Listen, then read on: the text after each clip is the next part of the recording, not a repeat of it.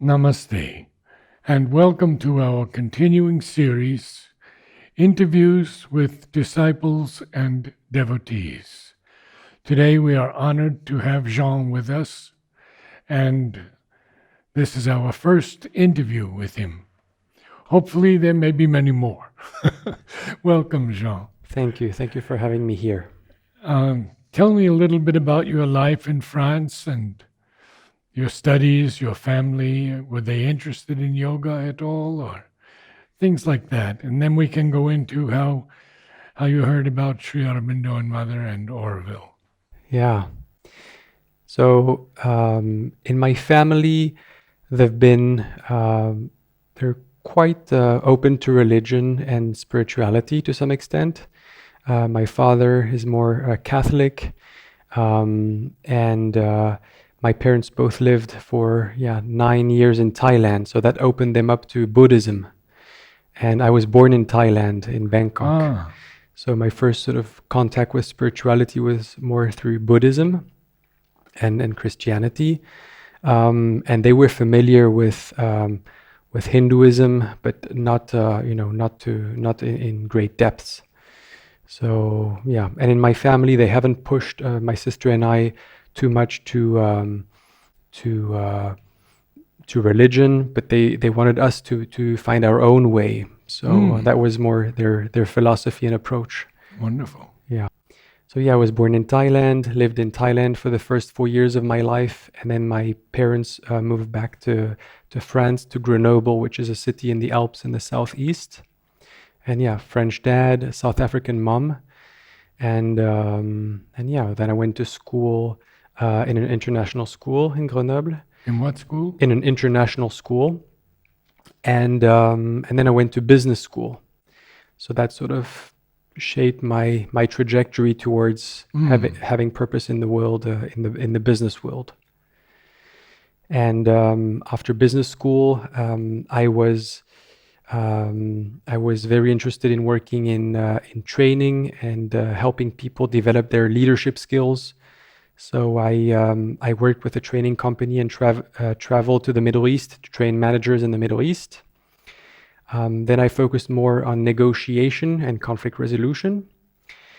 And after a while, I was a bit sort of bored with my everyday work and life, although it was quite fascinating on the outside, but something was missing. And that's when I came across the works of Ken Wilber.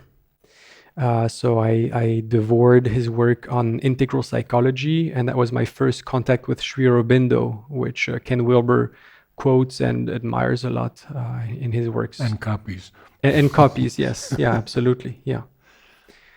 So, in fact, I'm told that he now has said that the integral yoga is his copyright. Really? I've been told that, yes. Oh, I've never heard that. Yeah.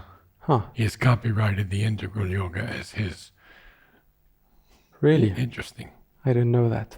So carry on, please.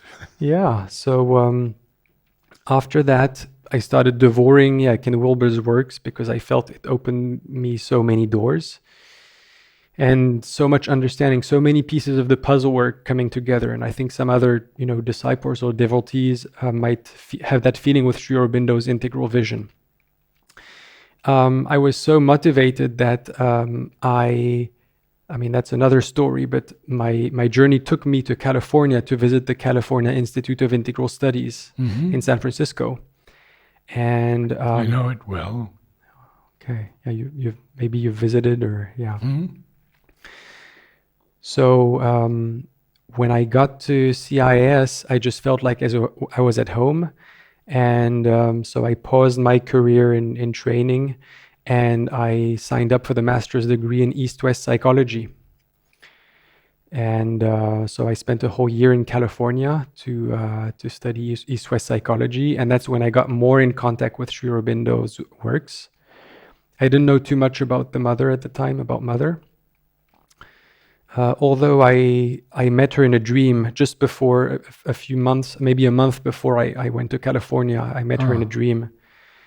And it was a very fascinating dream where I asked her questions about my life purpose. And so she she asked her assistant to show me. I insisted that she show me what my life purpose is, and her assistant came and opened a book.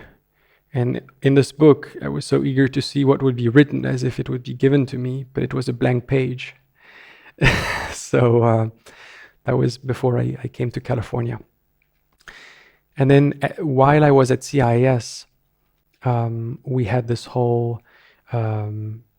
I saw a little sign saying that there was a study trip in Auroville in India.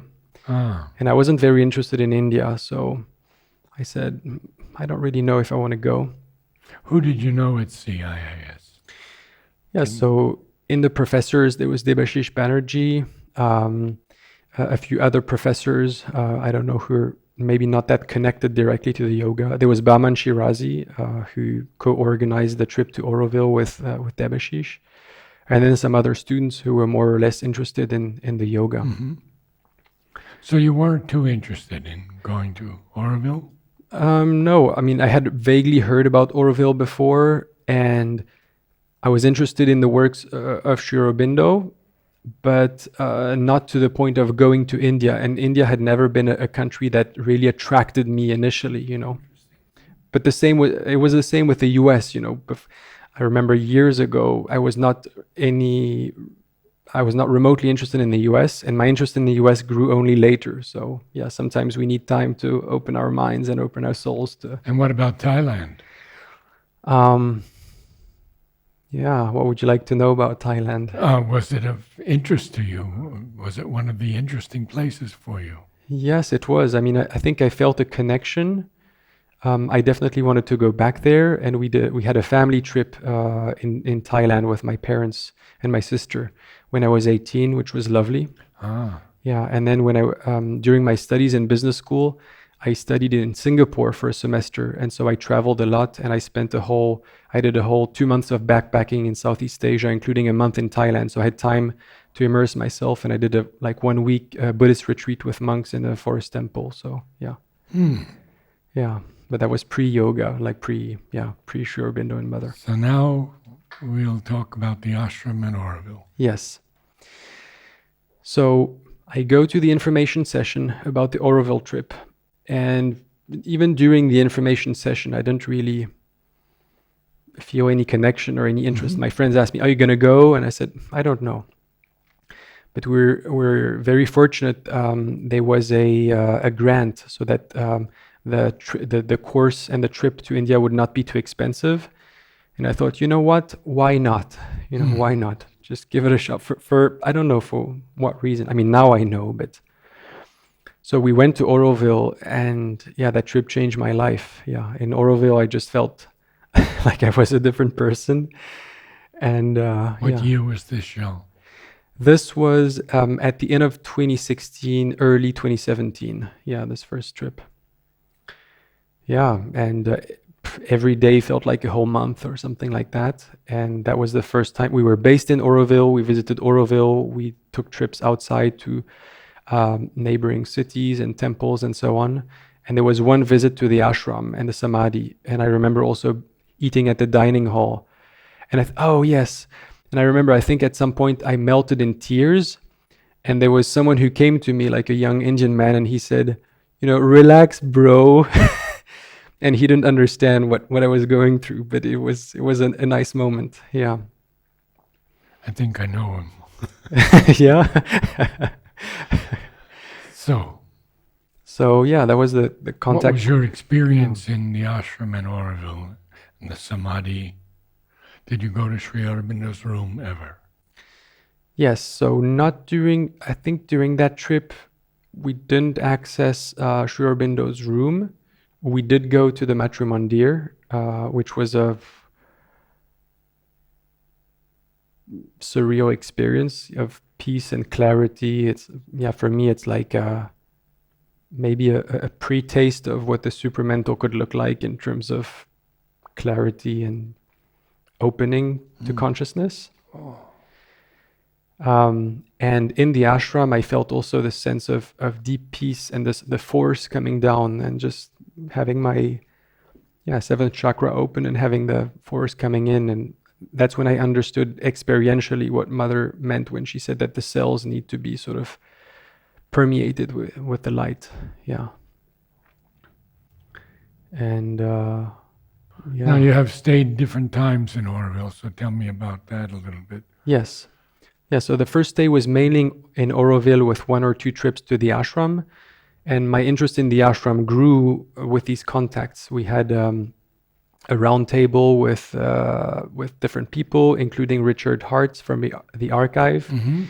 And I got very interested in the work that they were doing at the archive. So I went to see Richard, and that's when I met Bob You met Zwicker. Bob. Yes. And somehow the connection worked out well, and I just felt the call to come and work at the archive. So the first trip was in December, January for 10 days or so, 2 weeks. And I told Bob, I arranged with Bob to come and work at the archive for July and August of the same year of 2017. So another person from the ashram, Devdeep Ganguly, kindly arranged for me to stay in Golconde. And I stayed in Golconde for 2 months, and I was working under Bob's supervision to do translations of works of letters from Mother, from French to English and English to French. Oh. Yeah. So during these 2 months, it just got deeper and deeper. And at some point I felt like I knew I wanted to commit to this yoga, but I also had the rest of my life that I couldn't just sort of let go of at this point. So I returned to France, and it was a very challenging moment for me to sort of let go of Pondicherry, of the ashram and so on, and not know when I would be able to return. But So it wasn't easy. No, it was actually hard, yeah. But I didn't see any better way to do it. So, and I know I was guided, but yeah, sometimes in this yoga we have to go through challenging moments. Yes. Oh, yes. So you went back to France. How Yes. long did you stay there? Yeah. So went back to France. I stayed there for I think maybe 2 years or something like that before the pandemic came. And a lot of things happened. But one of the good things that I did was to take some of the teachings and some of the consciousness and bring it in a course that I created in the business school called Conscious Business.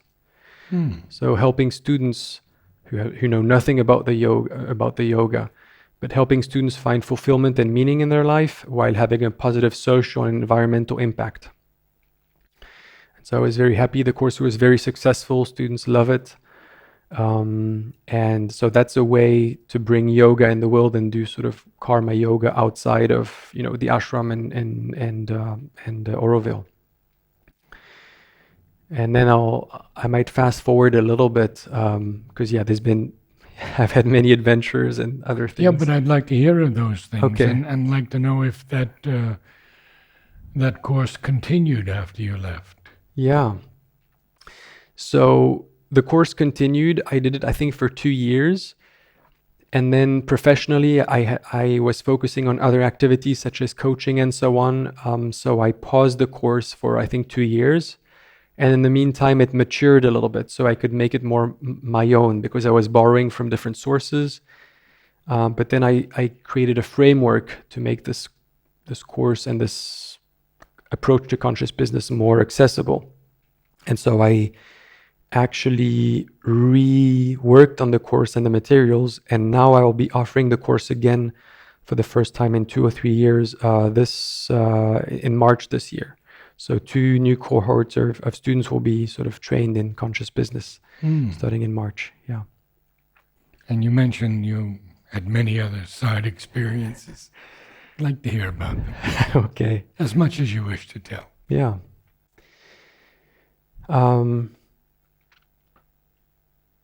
Sometimes, or in my experience of this yoga, sometimes I've got lost, like sidetracked. So We all do. Yeah, we like to think of the yoga as a sort of straight line and a straightforward thing and just like surrender but sometimes we get sidetracked. So for me, one of these moments where I got sidetracked is when I sort of I always had the desire to go back to California and San Francisco, but for many reasons, I couldn't do it. So during the pandemic, I felt that the energy and the atmosphere in France was very negative, and I didn't like the way that the government handled the pandemic and forced people like to stay at home, forced people to stay vaccinated, and so on. Something felt very wrong for me, and I really resented the way that the government was treating citizens not as other adults but as children, like this parent-children relationship, which I don't. I react to that. So I was tired of staying in France, and so I went to Barcelona for 6 months, and I've been training in a method of Hatha Yoga, which has nothing to do with Sri Aurobindo and Mother.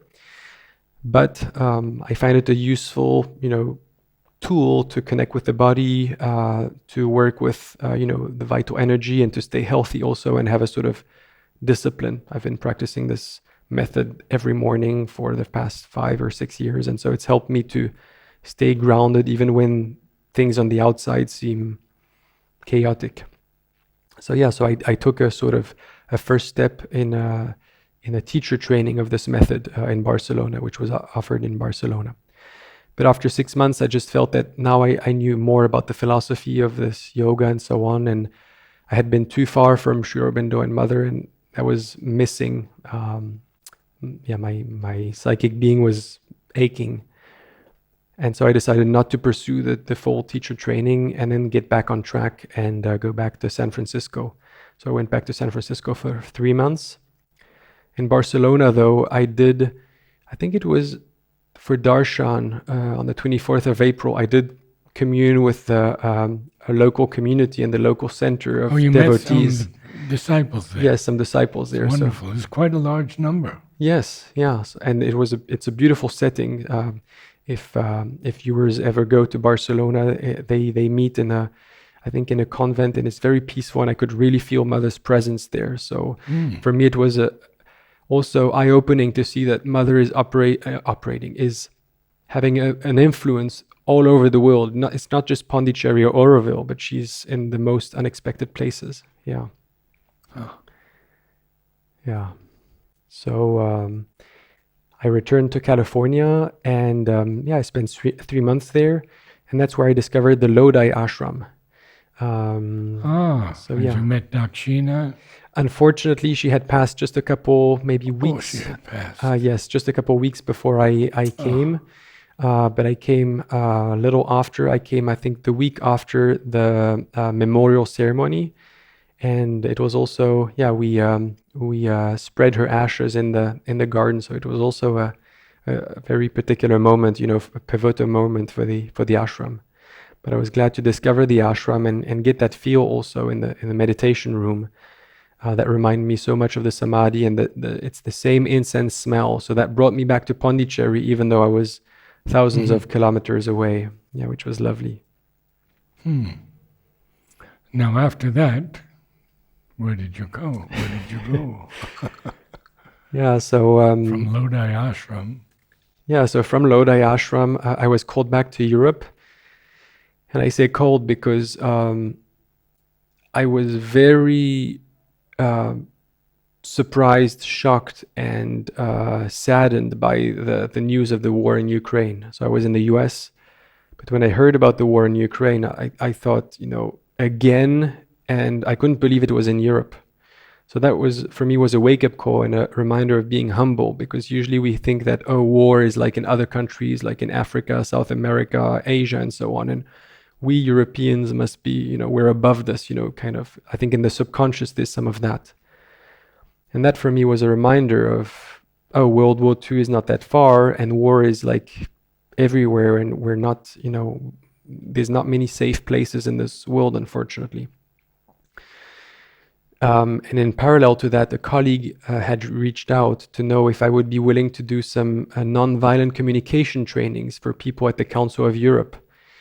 So, having these two things happen synchronistically for me was a sign, and I said yes. So I came back to Europe, and I felt, okay, let's help the Council of Europe, to deal better internally with their conflicts and ways of communicating, and also how can I be of a positive influence in the business world and with business students. And so that's when I came back to Europe, and I'll be moving back in the Paris area when I finish this trip in India, to continue this work in the world. So you had been to Oroville and the ashram once. What was your second trip like? Yeah, so the first trip was in Oroville, and the second trip was when I was working with Bob at the archive. Yeah, that's the second trip. There was a third trip. And no, this is the third trip. Yes. Okay.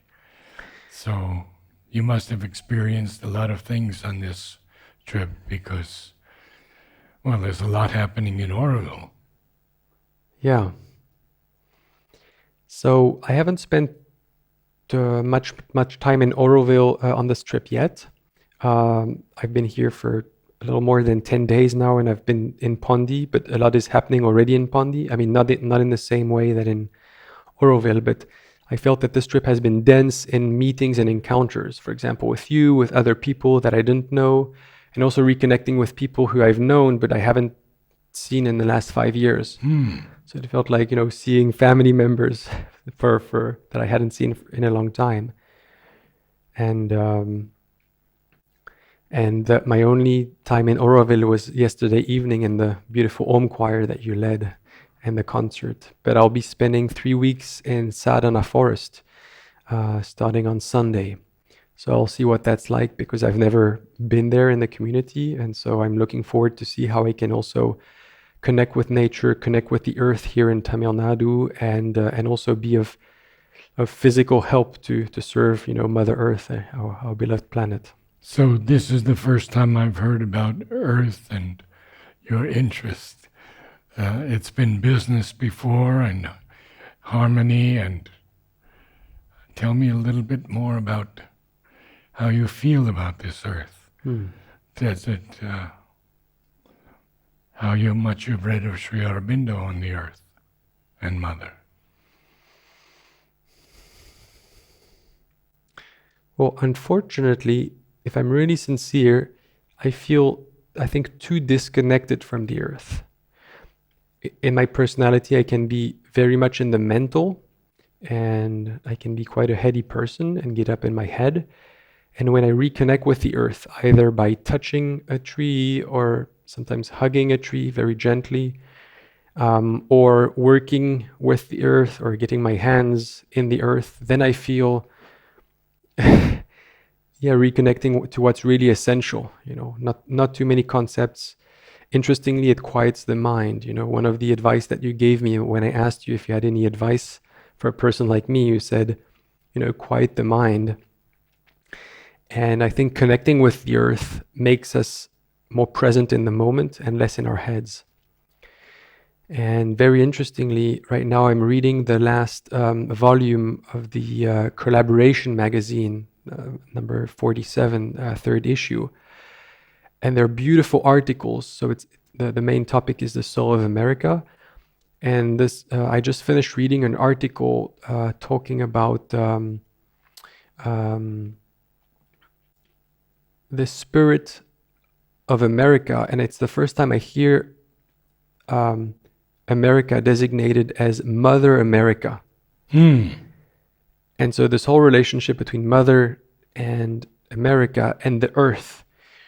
So the author, I forgot I think is it Michael Miorin or something like that? Michael Miovic? Miovic, yes, thank you. He wrote a beautiful article that I highly recommend, not only to learn about, I think it's called Spiritual Tips for Living in America, but he also talks so much about the earth, about the spirit of the place. And that's been really inspiring. So so for me, that was an inspiration next time I go to the US to connect more with the earth. Next time I go to France, also to connect more with the earth and the soul of France. And while I'm here in India, to connect more with the earth and the spirit of India and Tamil Nadu, but through the earth, through the plants, also through the animals, through nature. And that I feel is vital for us as a human species. Yeah. Maybe you could come back and work with me in the Matrimandia Gardens. Yeah, I'd love that. Yes. I would love that too. We need sincere people too, who are willing to work hard. Yeah. I have a few now, and they're very, very fine. There's one man from Switzerland who's an expert in pruning and Wow. all aspects of horticulture. He and his wife are with us for some time. It's happening. Yes. Finally, it's happening. Yes. And I have a lot of friends who are working on the gardens. Ora-san, the first Yes. child of Oroville, he is doing the Garden of Bliss. Wow. And the next garden will be a big garden, the Garden of Light. Wow. So you see. Wow.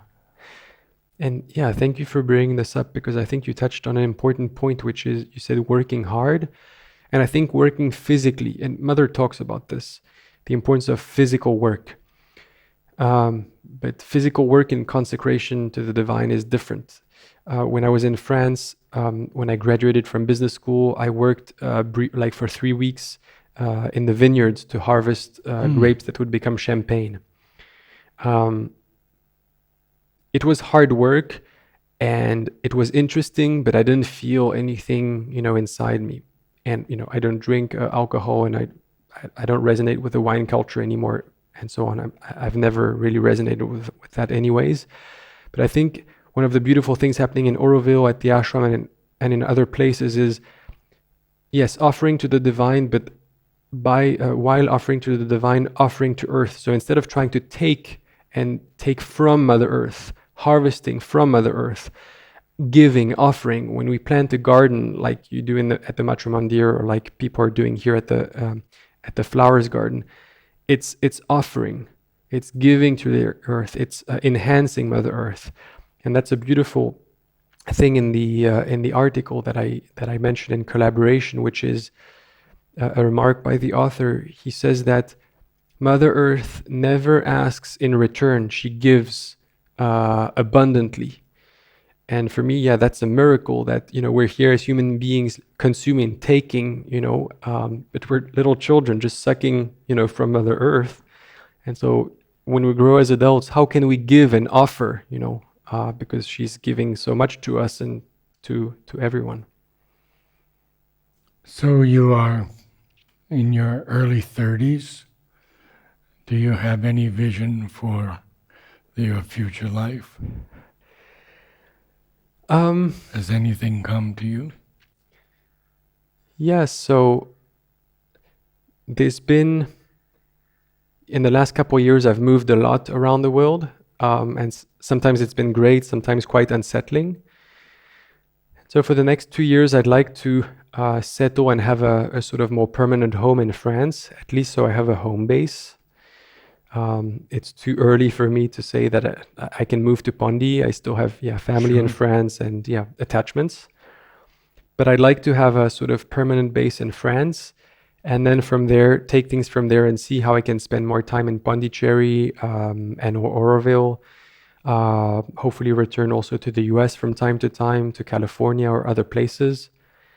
And then honestly, one of the things that I've learned with this yoga is I don't try to see too far ahead. So already this idea that maybe for the next 2 years I could be based in France, for me, that's a very long time frame, 2 years. Yes.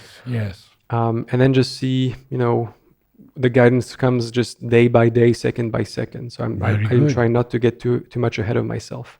Have you met some of the disciples in France? There's quite a large group. Yes. Yeah, there's quite a large group. I've been in touch with an elderly disciple, Mandakini. Oh, yeah, a good friend of mine. Oh, okay, yeah. I was also briefly in touch with Nadia Loury, who is the head of AVI France, or directs AVI France. while I was here on this trip, I met with Olivier also, who organizes, darshan at his apartment for the different darshans in the year. Um, and interestingly, I came in touch with two brothers who have become really good friends, Abhinav and Pranav Agarwal, who were at the ashram school. And Pranav went to the business school where I teach, and I met him, or let's say that mother organized our encounter in an unexpected way at the business school. So yeah.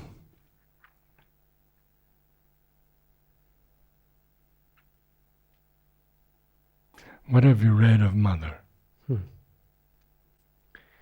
I've read several compilations. I've read some parts, I think, of her prayers and meditations. And I have I think I've read in French La Voie Ensoleillée, which is the sunlit path. Oh, yes. Yeah, but that was like 5 years ago, so my memory would probably need a refresher.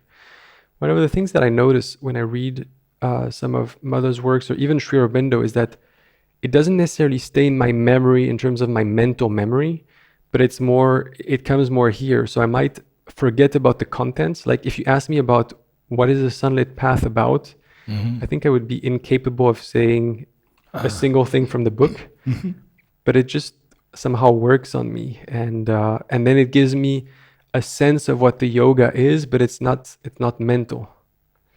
And I get the same sense.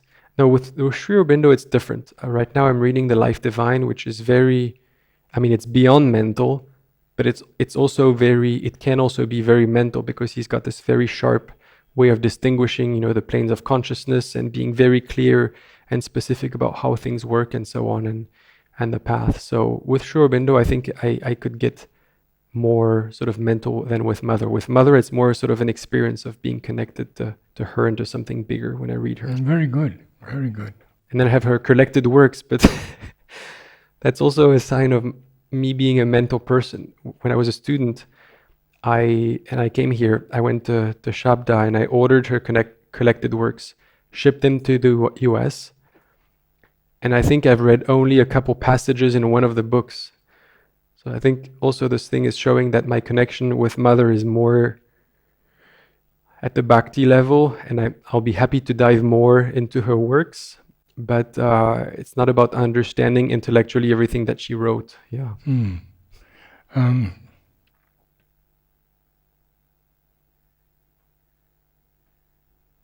How is your family reacting to this? I think they have I'm grateful because they have a lot of respect for my path. They don't sort of push me in either direction. So they're not the kind who say, "Oh, you haven't been in India for a while. Don't you think it would be good to go?" or something like that, or I don't know. But when I told them, "Oh, I'm going back to India," I said, "Is it okay? Is it a good time, for me to go?"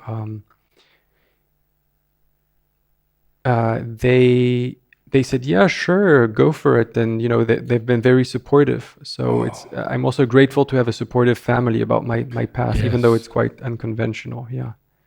Wonderful. Yeah. Gosh.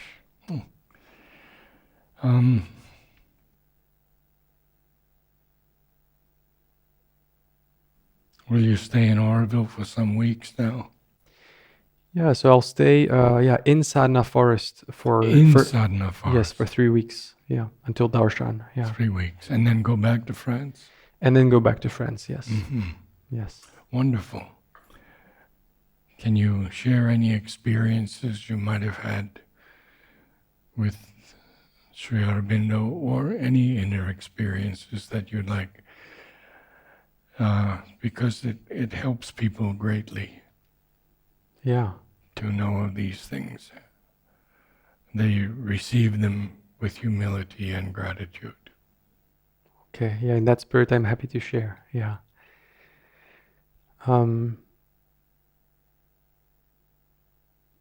One experience was in my first trip to Oroville, the class that we had.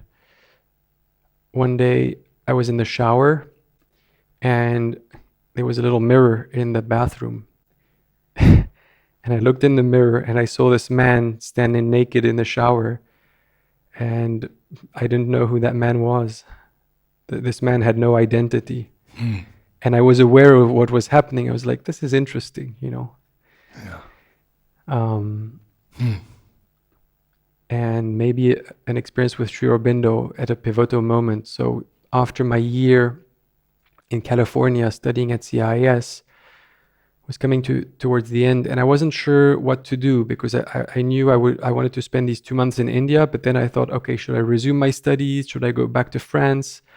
I wasn't interested really in the courses that were offered the following semester, and also my finances were running low, so I couldn't really afford to continue. And I didn't know what to do. And one day I was at this event that had nothing to do with Sri Aurobindo and the mother. It was a community called Consciousness Hacking in San Francisco, and I attended their events regularly. But they look at how tech and consciousness can interact and how we can build technology that supports the evolution of consciousness versus impedes it. And at some point, we were doing an exercise in a workshop, and I closed my eyes, and they guided me, and I asked. And they said, I don't remember the guidance exactly, but there I met Sri Aurobindo in a garden, and I asked him for advice, for guidance. And he said, you have become attached to the path. And I understood that I was too attached to staying in California and staying with my studies and continuing and so on. And so I think that stayed with me because this path, or at least in my case, has been and can be so unpredictable that, you think, oh, I'm a devotee, or I'm a student or a disciple, so I should join the ashram, or I should work in Oroville, or I should do this. But these are all mental concepts. So I didn't quite hear whether you said path or pass. Oh, sorry. Yes. A path. Path. Yes, to the path, to the road. Yes. You have become attached to the path. So I think in this yoga, or at least from my understanding, we need to, especially when we have, when it's not when we're not like committed to like staying at the ashram or in Oroville or in a certain place in the world, we need to stay open and know that Sri Aurobindo and Mother have an influence far beyond anything that our mind can conceive as being the yoga. What ashramites have you met that have been very special to you? Great question. I'm sure Bob is. Oh, and yes. Richard. Absolutely, yeah. Yeah, Bob is, I hope I can say that Bob has become a very good friend, yes. Beautiful soul, for those who don't know him, yeah, yeah. I've never heard anybody who doesn't smile when I evoke, Bob. True. So Bob, absolutely. Another very good friend, Devdeep Ganguly. Also French ashramites. So Michel, who teaches at the school and at Knowledge and works at the press. Also Christophe, who I haven't seen during this trip, but I met him during my 2 months during the second trip. Yeah. A person who I've been blessed to meet, was it yesterday? Yes. Is Dr. Dalal. Oh. Yes. Wonderful. So Michel kindly, introduced me to him, and I felt so much grace meeting him. Yeah, Really? It's such a privilege. I think he's in his 90s Yes, now. 96. 96. Yes, but his consciousness, his mind is so sharp. Yes. Yes. I don't know if I'll reach 96, but if I do, I pray that my consciousness is as awake as his. Yeah. Very special that you could meet him. Yes. Other people from Golconde, so Richard, Lynn, Linda, yeah, such beautiful people. Yeah, Susan also, who also works at the archive. And also people who are not ashramites, but other devotees and all the people who help, who are at the gate at Golconde, or who do all the minute work, and also I have so much gratitude for all the helpers and the servants. I don't know if there's a better way to call them, but who help with the laundry and everything. Like, this ashram draws so much help. It's like a colony of ants, and each ant has their own, purpose and function. It's amazing how everything works divinely here. What books other than Sri Aurobindo and Mother do you like very much? I would ask maybe in which category, because I read so many different things on like business, on like spirituality, philosophy, sometimes nonfiction, sometimes fiction. So it's such a broad question wide for me. range. Very good. Yeah. Very good. Well, when we were young, we grew up on different books like The Little Prince and Khalil Gibran. And what about poetry? What about your artistic area? You haven't shared that yet. Great question. And I love that you touch on poetry, because I think poetry is an area of life and of the arts that I haven't explored enough. And being a disciple of Sri Aurobindo, I know that's something I'll be called to develop more. Yeah, obviously, not obviously, but I've read Savitri, which places the bar quite high in the field of poetry.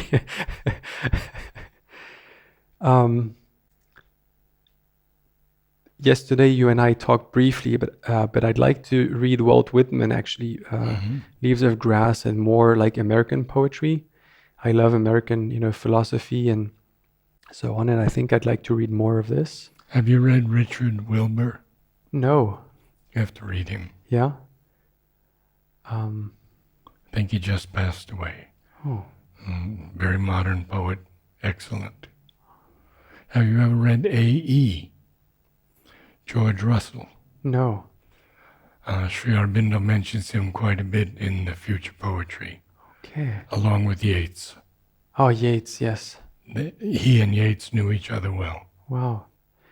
After our interview, I'll have to write down these names and make a little list and start reading these. Good. Yeah. Good. Any interest in painting or? Yes. I love painting. I love seeing painting.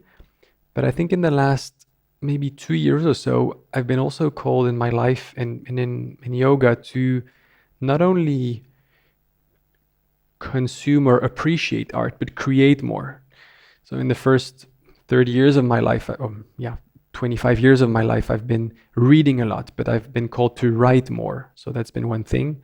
So I've been writing a lot of articles about coaching, business, sustainability, and so on and so forth.